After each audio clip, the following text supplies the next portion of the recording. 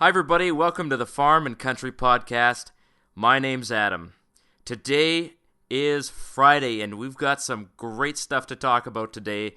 But before I start, let me tell you once again, we've got a store. We've got an online store. You can access it from anywhere in the world. It is priced in US dollars, but we have got good prices, guys. Less than you pay for in the stores. I've made sure of that. Okay? Not only do we price our products less than in the store, but there's also free shipping. And if you use the coupon code FCP, just type FCP into the coupon section when you check out, you get an additional 15% off. FCP, Farm and Country Podcast. Only available for Farm and Country Podcast listeners. You guys heard it here first. So, today we are talking about making money. And today we're going to talk about the 3 mistakes every beginning sheep operation makes. So as I look outside, okay, I can't see them anymore, but I was just a second ago looking at my beginning flock of sheep. And I say beginning, but they're not really, it's not the first sheep we've had, but it's the first sheep we've had that are actually of a quality that I, find acceptable. So I thought I would share with you some mistakes, and this isn't just things that I've learned from my own sheep operation, guys. I've talked to a lot of people who do sheep. I have read everything that I could find on the internet about sheep. I have followed blogs about sheep. I like sheep. It's something that I really wanted to get into. I've been working towards this for a number of years now, and finally we're cracked through the surface and we're getting into it heavy. We made a profit last year, made some mistakes too. So we're going to talk about the 3 mistakes that every beginning sheep operation makes. So first of all, what kind of a sheep operation are you trying to do? And why are you trying to do sheep? Well, we're trying to do sheep here because sheep is a profitable little niche that not very many people are in yet. And so it's kind of wide open. It's a nice wide open area to break into on farming. It's not too hard. It's not as hard as goats. Okay, goats are difficult, mostly because they like to escape. Sheep is kind of a middle difficulty thing, but they aren't that difficult. And there's good profit to be made in sheep. The market is ripe. Here in Alberta, we produce only 50% of the lamb that people like to eat. Basically, anything under a year, any sheep under a year is considered a lamb. If a female has bred, she's a ewe. If she's under a year and she's pregnant, she's a ewe lamb. So that's a little bit of the terminology. If you hear me using that terminology now, you know what it means. So, making money on a sheep operation, in my opinion, is basically a part-time job. If you're trying to do this as a full-time gig, you're probably not going to make enough money, especially right off the bat, to cover all of your expenses. But listen, guys, what I told you before and what I'm going to keep telling you is the same thing. 80% of your results come from 20% of your effort. So why put in 40 hours a week trying to manage a 100% capacity sheep operation when you can get that 80% with 5 to 10 hours a week? And that's what I'm doing here. I'm going to grow this operation over the next few years. I'm going to keep some of the females that are born, and I'll add them to the flock. I'll buy in some more females with the profits from the lambs, and I'll keep building my flock, but I'm not going to build it to the scale that many of these guys are doing, because at a certain point, a certain size, you start to outgrow the property that you're on. And we're going to talk about that some other time when we talk about year-round grazing. But today, let's talk about our 3 mistakes. So I would say the number 1 mistake that people make when they're looking at doing a sheep operation, and guys, this really applies to everything that you're doing on a farm. Okay, every single business that you're going to do is that they're not trying to build a business. If you're building a business, it's not a hobby. I know everybody always says that, well, you should find the hobby that you love and make that your business. You know what, guys? I disagree with that. I'm going to tell you that right now that I disagree with that idea because hobbies are supposed to be fun, okay? Hobbies are like, oh, I like to build model airplanes and paint them and look at these 5 model airplanes that I've built here, and isn't that fun? But a business would be selling model airplanes online, and I'll be honest with you, it's not really fun. The fun comes with seeing, the excitement of building the business and the challenges and stuff like that, but it's not the same kind of thing. You don't spend all day building model airplanes for fun, right? You do it for maybe an hour here and there. That's what a hobby really is. It's something like that's an hour here and there, and it's a really lighthearted thing where you just don't take it too seriously.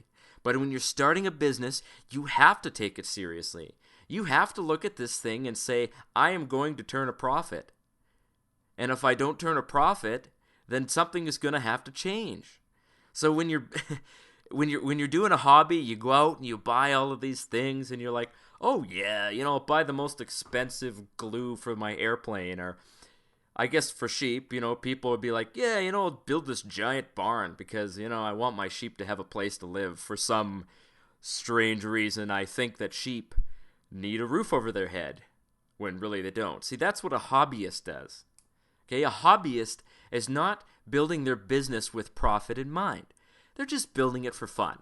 And it's fine, guys. If you want to build a hobby raising sheep, that's awesome. And you should. And, we will talk about doing sheep as a hobby thing. But if you're building a business, it can't be a hobby. Okay, so the number 2 mistake that people make when they're building a sheep operation is just, they're like, hey, well, I guess if I'm going to build a sheep business, I need some sheep? Okay, well, let's look in the newspaper or the internet and find some sheep. And so they look out and they see, oh yeah, okay, there's a flock of like 6 sheep there. Okay, well, you know what, how about I buy that flock of 6 sheep? Okay, so let's talk about not the number, but the breed. So last year, that's kind of how I cut my teeth on this sheep business.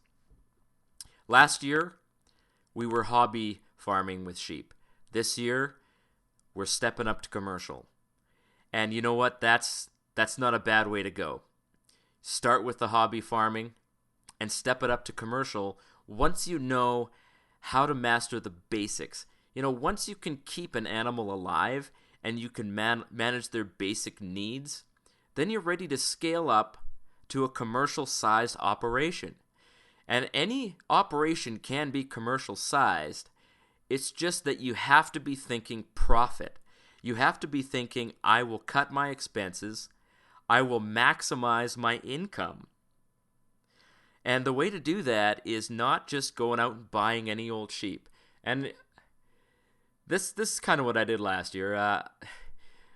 Locally, people keep sheep around here, but most of them are just keeping them as hobby sheep. They're not actually trying to turn a profit. And so somebody was selling just a mother with a ram, and it was a breed that is quite traditional. They're Shetland. Now, I should never have purchased this ewe, and I went ahead and did it anyway. And I bought her for like $50, put her in the truck and brought her back, and she had a lamb. And the lamb ended up dying for other reasons, but I didn't know what I was going to do with the lamb. I basically had no plan for this particular sheep once I got her back to the farm. I just thought, well, you know what, let's run her with the rest of them. But I didn't have any intention of keeping her as a breeding ewe.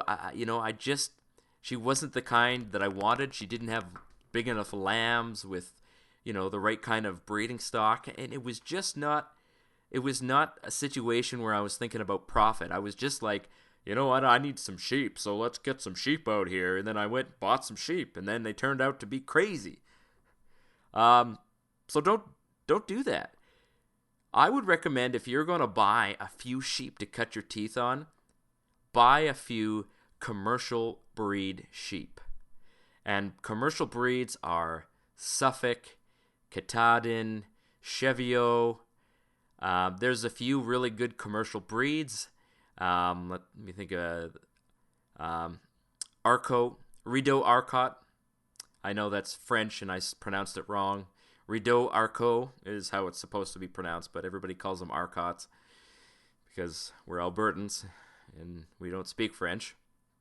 But those are good commercial breed sheep, and you will pay money for them, okay? You will pay a decent amount of money to get a decent ewe. And it's far better for you to buy 2 or 3 very good quality ewes that you can keep from year to year to year, rather than buying just whatever sheep happens to wander along. Now make sure that I wouldn't recommend buying one ewe, unless you're planning on just keeping her in a barn and, having her lamb and then spending a lot of time around her, because sheep do get lonely. They do need companionship, so you should have at least 2, and 3 is probably ideal. But if you have one ewe and a couple of other animals, the ewe will bond to the other animals. As what happened to me, I have a couple of alpacas, and we had one ewe, and she just hangs out with the alpacas, and she's perfectly content. But one ewe on her own probably would not be a good situation. So make sure that when you're picking up some sheep and buying some sheep, that you buy the best. You're not going to go out and for your first car, you're not going to buy a Dodge Neon, right? You wouldn't buy your son, a Pinto for his first car and be like, well, you need to learn how to drive on a Pinto before you learn how to drive on a real car, because Pintos are garbage. So don't buy a garbage breed. And I hate to put it so bluntly, but some of these breeds are not ideal for domestic sheep. I mean, they're pretty wild. They're hard to manage. They're just not ideal for a commercial operation of any size, really.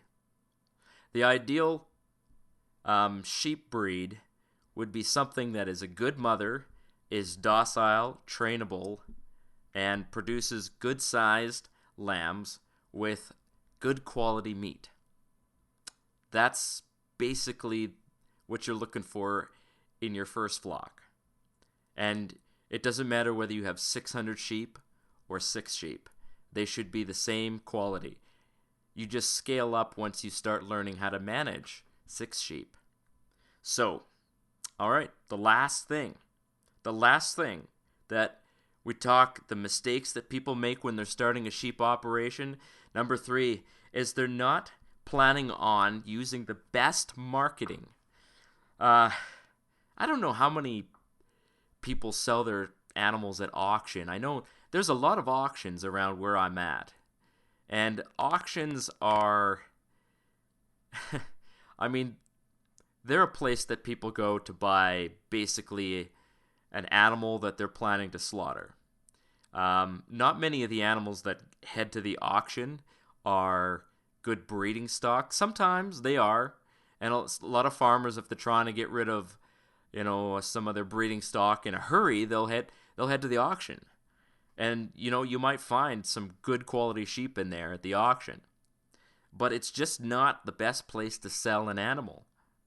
The only reason that you'd sell an animal at the auction is if you think you can get more than a private sale, or you have trouble finding a private sale for one animal, or you can't find the best market. But honestly, even private sales are probably not the greatest market. They're an okay market. So the way I see it, there's 3 tiers of marketplace, okay? The bottom tier, the bronze tier of selling sheep, is that you sell them at the auction or you sell them to a slaughterhouse. And if you don't have a lot of time for marketing, then selling to a slaughterhouse is perfectly fine. You won't get as much money per animal, and they really want a very specific type of animal. So you've got to make sure that you've got exactly what they look for, or else they're either not going to accept it, or they're going to heavily discount your animals. So you just can't take, your old ram, your old ewe that's, 7 years old and sell her to a slaughterhouse. Most of the time, they're just not looking for animals like that, or they'll give you like, a couple pennies for her or him. And you know what? If that's the best you can do, that's the best you can do. But you should always be planning every animal. Where's this animal going to go when it gets old enough or too old that they're not productive anymore? You got to be planning succession in your flock. And planning where an animal's going to go long before they have to go there is the best way to make sure that you get the best money for your animal. So if you've got a ram and he's still in good shape, he's producing good lambs in the ewes, then sell him. Rams are good money. If you've got a good ram, that's worth about $500. And $500 is double what you're gonna. I mean, you might have to replace the ram, so you might have to spend another $500. But also, it's very, very highly recommended to swap out your ram at a maximum of every 2 years. And if you're using 2 rams, swap one of them out every year. And if you're keeping any of the sheep for breeding again, you must swap out your rams, because otherwise you run into the ram will breed his own daughters, and that's just weird. So I don't think I need to explain why you don't want to do that. I mean, sheep they don't have the same sort of social concerns about that, but there is a genetic concern where you're just going to have inbreeding, and inbreeding is bad no matter who's doing it. So, in my opinion, okay, you got the bronze tier, and that's basically the auction and, selling to the slaughterhouse, take an old ram to the slaughterhouse, take an old ewe to the slaughterhouse, can't get rid of her, grind her up for meat. And I'm sorry, guys, I don't mean to be blasé about this. I know a lot of people get attached to sheep, but that's another thing that you got to stop doing so much. These are not pets, okay? If you're raising animals and you're intending to make a profit off of them, then don't treat them like pets. You will spend a lot of money on a pet, but when you look at your breeding stock, you will make decisions based on what's best for you and your business. Not, well, Dolly's been with us for 6 years and, she's just like part of the family. Okay, maybe it's okay to have maybe one of those animals that's just sort of there and not really useful, but you definitely don't want to have more than one. And if you do have more than one, then you've got a hobby farm, guys. And if you've got a hobby farm, then you're not thinking about profit. And when you're thinking about profit, you will make profit. When you're thinking about hobby farming, you'll stop making profits. So, tier 2. What is tier 2? The silver tier. Okay, in my opinion, that would probably be a private sale. And you know what? Private sales can make good money. And especially if you're not looking to market the meat yourself, a private sale is an excellent way to just sell off an animal that's good quality, will make good meat, but you don't want to have to deal with the packaging and the delivery and customers and stuff like that. And you know what? That's an excellent way to reduce the amount of time that you spend doing this business. Now, I say silver tier because there's a way to make more money, but it takes more time. Now, I'll tell you what I'm planning to do this year. I'm expecting my 24 ewes to drop anywhere from 40 to 48 lambs. And assuming that they all survive, which is not entirely likely, but hopefully they all will, I will have 48 marketable animals at the end of the year, assuming I don't keep any of them for breeding, which I may not. I may just buy in more breeding stock, just to kind of diversify things a bit. But if I do sell those animals live and on the hoof, I would be probably looking at $250 per lamb. and I probably would get it too. I don't have any doubt in my mind that I'd be able to get $250, but it is a lot harder to sell a live animal because the only other people who are going to buy it are people, other people who keep sheep or someone who's intending to take the one animal and get it slaughtered. And, I've had, ethnic people come and say, hey, do you have any goats? Do you have any sheep? We'd like to buy them live. And you might even have people say, hey, we'd like to buy an animal and slaughter it on your property. I highly recommend that you don't do that. First of all, it's illegal here in Canada. It's illegal here on the farm to have someone come and slaughter the animal and take it with them. If they bought it and slaughtered it on their own property, that's fine. But they can't slaughter it here.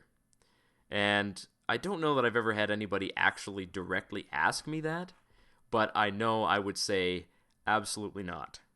That's not going to happen. So for me, the best market and the easiest market to break into is meat.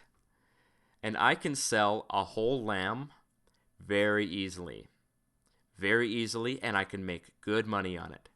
Last year, I had my prices set very low, and I sold only to friends and family members and people that I knew, or friends of friends.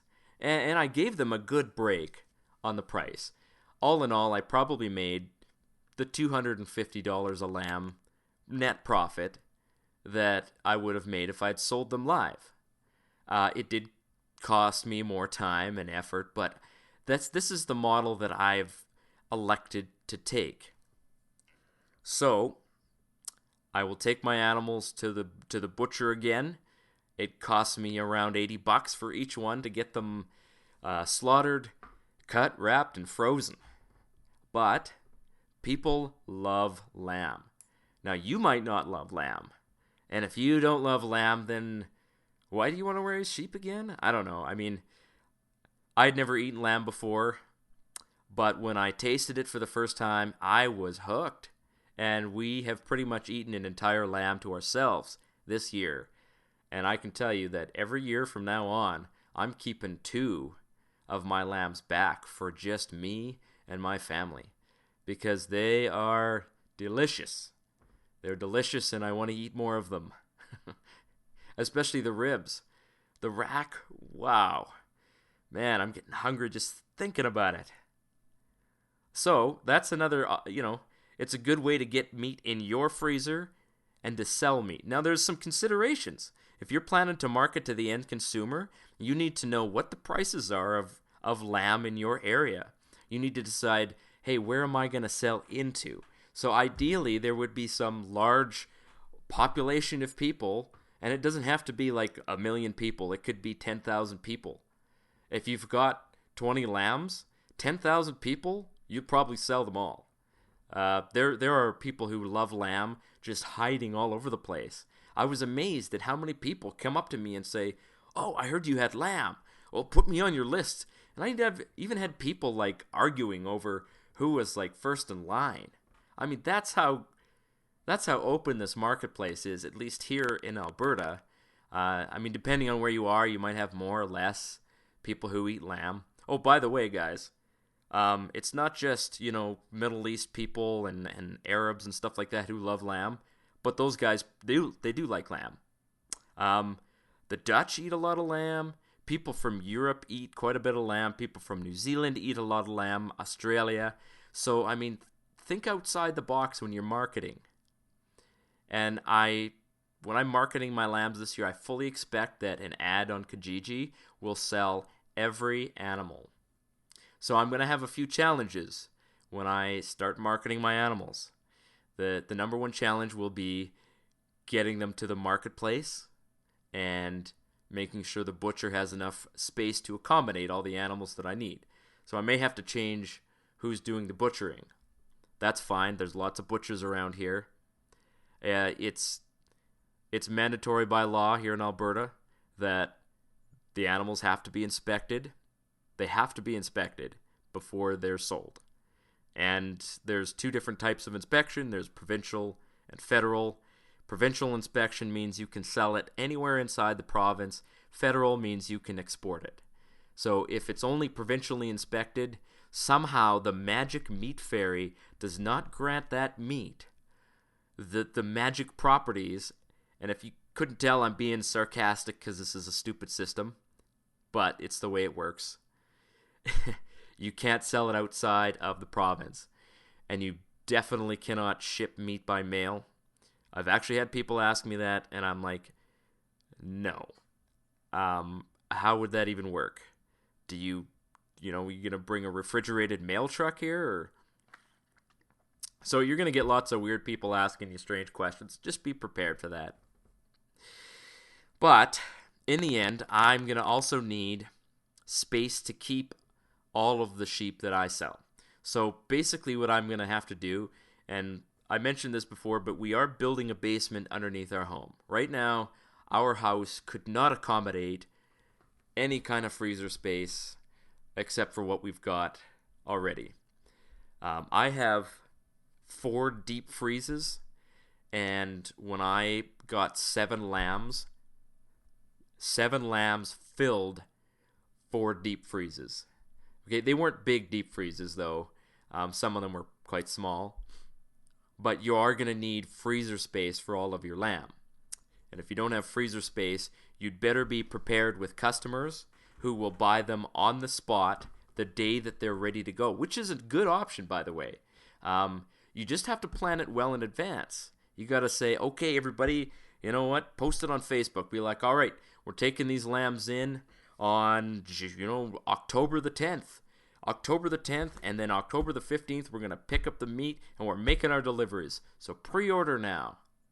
And it's as simple as that. People will, they'll message you on Facebook and say, hey, put me down for this, and that, or whatever. Now, of course, you don't want people asking for freezer packs. And freezer packs are anything where you got to crack open an entire lamb and try to split it up. So basically, if you're taking it directly from the butcher, then somebody's gonna have to bring in get an entire lamb or at least a half a lamb, because it's not really worth breaking it up, and it's just too awkward to do it. But if you have freezer space, you can separate all of the little parts of the package, and then you can sell freezer packs. And you know what? Freezer packs, you got to add 50%. 50% of whatever price you were selling for a regular lamb, maybe $32.50. But yeah, the smaller the package, the more you charge. That's basically how it works. Because you are selling high quality, top quality meat. And you are not going to charge too little for it. Because you're running a business. So, with that, I want to thank our next sponsor. Our next sponsor is Audible. Wow, I finally got Audible on here as a sponsor. Guys, I've been a customer of Audible. If you don't know what Audible is, it's audiobooks. And there are many different categories of audiobooks, including fiction, science fiction, fantasy books, pretty much any book that you can imagine that's come out in the last 30 years has probably got an audiobook. If you like Stephen King, pretty much every book he's ever written is on an audiobook. Terry Brooks, if you like science fiction like James S.A. Corey, all of these books are audiobooks, including the Harry Potter series, which, I listen to it on audiobooks. I don't know, I'm kind of a nerd that way. So you can get your first book for free. You just have to sign up at audibletrials.com/FCP. Now, we get a bit of a cut from this too, but listen, you're not going to pay any more for doing that than you would otherwise. You can cancel at any time, and you keep that one audiobook. So basically, I'm offering you a free book, guys. So go to audibletrials.com/FCP today. Sign up. It's awesome. I have Audible, and they're fantastic. So now we're coming towards the end of the podcast, and I've got something I want to talk about here. This is my rant of the day. And if you don't want to listen to the rant, that's fine. You could shut the podcast off and be like, oh, okay, I got everything out of that I wanted to. But So I want to talk about people that think they know how your business should run. And it's so annoying, right?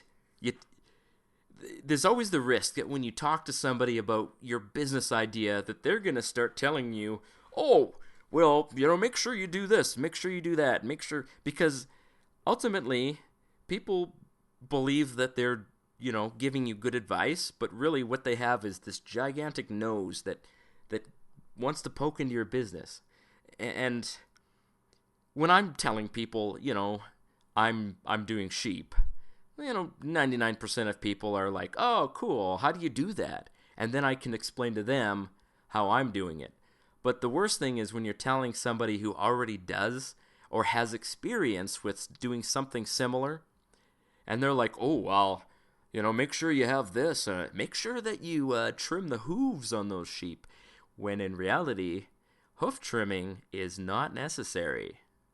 So, yeah, you're going to have people who think they know your business, and they're gonna very irritatingly tell you how you should do it. And you know what? I do love people. The people who have done this to me, I love them deeply. I still think they're good people. I still think they're friends. I don't even tell them off.